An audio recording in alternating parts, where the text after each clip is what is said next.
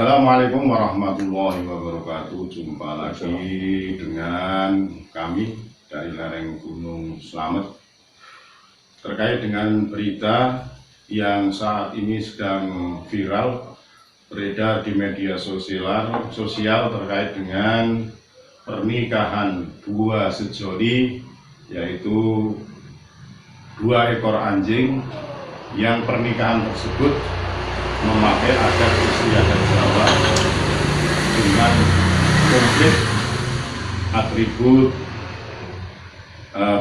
pakaian adat Jawa Yogyakarta. Terkait hal tersebut, maka pada kesempatan yang berbahagia ini telah hadir Gusmar dari KPN Nusantara. Terkait dengan hal tersebut, saya ingin menanyakan hal tersebut agar ini tidak rancu. Apakah boleh adat budaya Yogyakarta yang notabene adiluhung diperuntukkan untuk hewan yang dalam hari adalah anjing? Untuk itu saya ingin minta pendapat kepada Gusmar bagaimana terkait dengan isu atau pernikahan 2 anjing ini. Monggo. Terima kasih Kak Huri dari Jagat itu, juga yang lain teman-teman youtuber dari Banyumas, dari Pejuang Dunia Akhirat, terus apa lagi? Jagat Mataram Official. Jadi yang pertama, ini persoalan boleh dan tidak bolehnya tentu adalah hukum ya. Nah itu pakar hukum yang nanti membahas lebih detail. Tetapi kalau dari sisi etika, menurut saya tidak etis. Bahkan cenderung melecehkan adat budaya Jawa. Itu kalau saya lihat di beritanya kan pernikahan anjing, 2 anjing siapa namanya nggak penting lah ya. Yang dilakukan oleh orang yang nggak punya status presiden katanya. Itu kan menggunakan adat Jawa. Ini nggak tahu ini sekelas stafsus presiden mengadakan acara beginian apa nggak konsultasi dulu, nggak tanya-tanya dulu, asal kepingin kepingin viral, kepingin dikatakan beda tapi semaunya sendiri.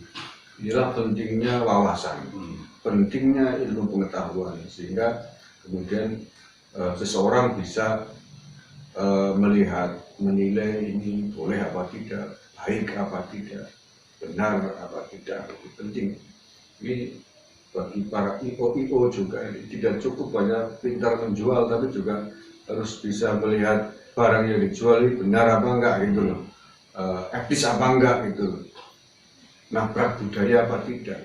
Ini PR bagi dunia entertainment kita, artis-artis kita. Ini kan banyak sekarang generasi milenial yang tidak paham begituan ya. Inginnya langsung viral ya, bikin yang seperti tapi nabrak adat istiadat, nabrak aturan. Kalau menurut saya nggak etis lah, itu ya tadi saya lihat melecehkan Kanada budaya kita. Itu kan yang budaya adat untuk manusia, bukan untuk manusia. Satu, yang kedua, kalau kita mau melacak sejarah dulu apa pernah ada model pernikahan adat Jawa digunakan untuk binatang? Saya kira belum pernah menemukan kan, belum pernah ada gitu. Berikutnya, kalau persoalan dana yang katanya habis sampai 200 juta ya, itu sih saya kira nggak masalah ya. Bagi saya mungkin 200 juta itu besar ya, untuk hanya menikahkan anjing gitu. Tapi bagi orang yang punya duit mungkin ya 200 juta ya persoalan kecil. Bagi yang duitnya mungkin triliunan gitu, terasa kayak kita mengeluarkan uang 100-200 ribu gitu. Tapi bukan itu persoalan, tapi lebih kepada nilainya, bukan nominal uang, tapi nilainya yang menurut saya melangkahi adat leluhur kita. Ada Jawa, pernikahan untuk tradisi untuk digunakan pernikahan manusia Ya, tradisi kita, adat istiadat, budaya yang diwariskan oleh leluhur kita pada setiap etape pernikahan itu kan mengandung nilai filosofis yang luar biasa, dari bagaimana kemudian diajarkan ada prosesi menginjak telur misalkan, siraman, itu kan semua kan mana filosofis semua, dimana agar sebelum pernikahan dimandikan bunga, maksudnya biar niat mereka tulus semua, suci, itu mengarungi hidup rumah tangga. Maksudnya diterapkan kepada binatang anjing. Ini bukan persoalan kita tidak mencintai anjing, binatang, bukan itu. Persoalan. Ya mencintai ada caranya yang benar, ada yang tidak benar. Itu kayak saya kira. Berarti kalau boleh saya bilang itu lebih kepada etika. Ya, adab, sopan santun, karena bagaimana juga ada di situ ada cucuk lampahnya manusia yang di belakangnya kok anjing, berarti kan manusia itu disuruh oleh anjing kan begitu untuk istilahnya dalam pahargyan tersebut. Nah, alangkah baiknya setelah ini viral, terus bagaimana sikap orang yang menikahkan anjing itu, karena ini juga paling tidak kan menjadi sebuah dilema yang sangat luar biasa terkait dengan nabraknya oknum tersebut dalam tradisi budaya Nusantara ini. Ya harus minta maaf. Tapi saya dengar katanya sudah minta maaf. Ya bagus. Ya harus begitulah. Sempat minta maaf, dan dia ngomong tidak bermaksud melecehkan. Ya betul, tidak bermaksud melecehkan karena tidak tahu. Ya, ini saya tadi singgung. Perlunya alasan, perlunya ilmu pengetahuan tentang adat dan istiadat. Mungkin maksudnya justru ingin menunjukkan cintanya kepada budaya. Pada budaya mungkin, tapi karena ketidaktahuannya, cara mencintainya yang salah, yang keliru karena tidak tahu. Jadi ya barangkali benar dia ngomong bahwa tidak pernah bermaksud melecehkan adat tradisi pernikahan cara Jawa ini, saya sepakat, karena tidak tahu. Jadi bukan sengaja dia tidak tahu tapi tidak mau tanya. Nah, ini persoalannya. Mestinya sebelum itu dilangsungkan, ya kalau orang terdidik ya sekelas status, harusnya punya akal, punya pikiran, ini kira-kira menimbulkan pro kontra atau tidak ya. Ini kira-kira melanggar etika. Mestinya dia tanya dulu. Yang orang status presiden banyak orang pintar gitu. Tanya konsultasi, ini semua ada ini kira-kira gimana, ini pasti orang keminter nggak mau tanya, hanya gara-gara punya duit banyak ya seolah semuanya bisa dibeli dengan itu. Dugaan saya begitu, menurut saya begitu. Ya, jadi yang jadi masalah juga kan di situ ada cucuk lampah, ada putri domasnya, Manggolo Yudonya, ya ada istilahnya Pramoto Aditaranya, kok mau saja gitu kan, mungkin apa demi uang gitu kan, demi uang dan tidak mau berpikir sehat, tidak mau tahu orang tradisi pelaku budaya tapi ketajaman winasisnya akan budaya Jawa tidak dipakai. Itu namanya menggunakan budaya hanya untuk kepentingan materi, tidak betul-betul mendalami, menjiwai makna filosofi dari budaya-budaya Jawa yang ada itu. Ya ini kan satu bagian dari banyak sekali adat budaya tradisi Jawa. Ini contohnya dalam hal pernikahan. Itu semua ada filosofinya. Ini pelaku-pelaku budaya yang menurut saya kurang paham, tidak pandai memaknai filosofi. Mestinya sebelum itu digelar, ini para orang-orang yang terlibat di situ, para kuasa dan sebagainya juga mestinya bisa berpikir, kalau dia memang motivasinya tidak ada duit ya, mestinya berpikir itu ya, apa enggak ya? Tanya kan ke penggawa budaya. Ya jelas itu. Nah, mestinya. Nah, tapi nyatanya sudah terjadi, berarti memang kurang bertanya, tidak bertanya, yang penting bayarnya gede, mungkin begitu. Mungkin gitu ya. Ya nyatanya berlangsung.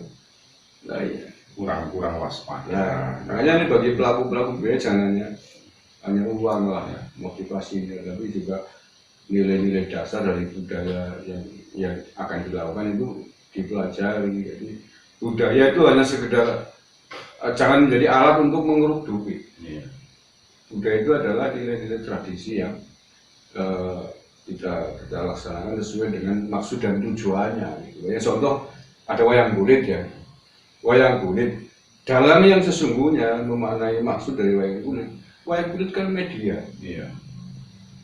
bukan tujuan, tapi media, apa alat bagaimana dulu Sunan Kalijaga menciptakan budaya itu untuk media dakwah, menebarkan nilai-nilai kemanusiaan dengan alat media wayang kulit. Jadi bukan tujuan.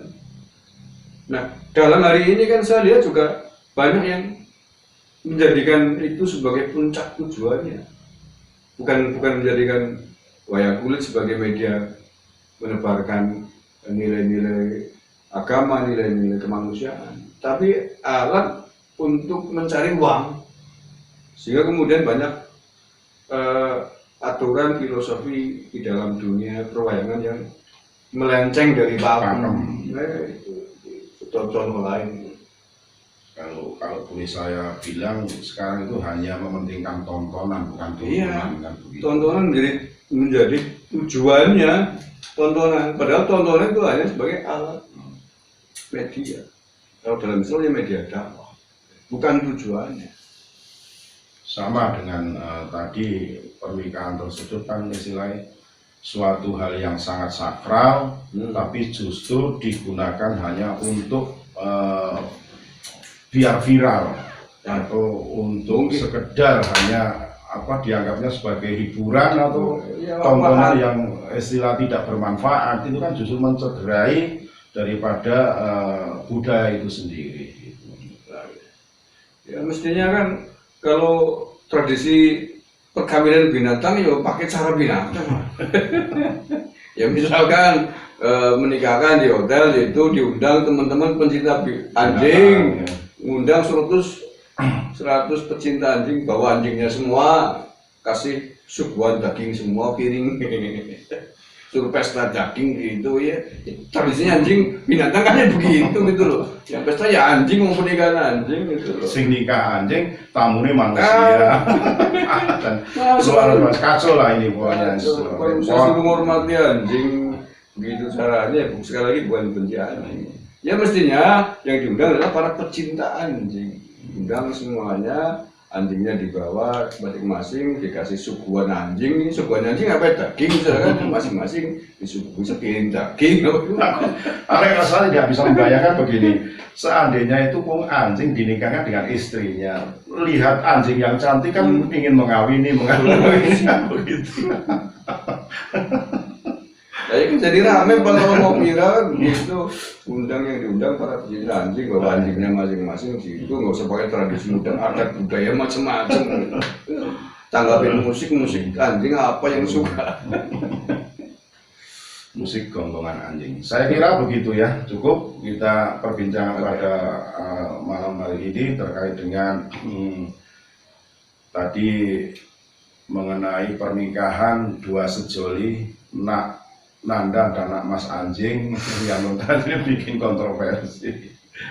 Demikian, semoga ini menjadi pencerahan buat kita semua, teruntuk bagi pelaku-pelaku budaya. Monggo ini dicerna perbincangan pada malam hari ini untuk menjadi acuan atau pedoman kita dalam melestarikan budaya yang adiluhung, biar anak cucu itu tidak kepaten obor. Segala hilaf mohon maaf, NKRI Harga Nusantara kita. Salam budaya lestari. Assalamualaikum warahmatullahi wabarakatuh. Waalaikumsalam.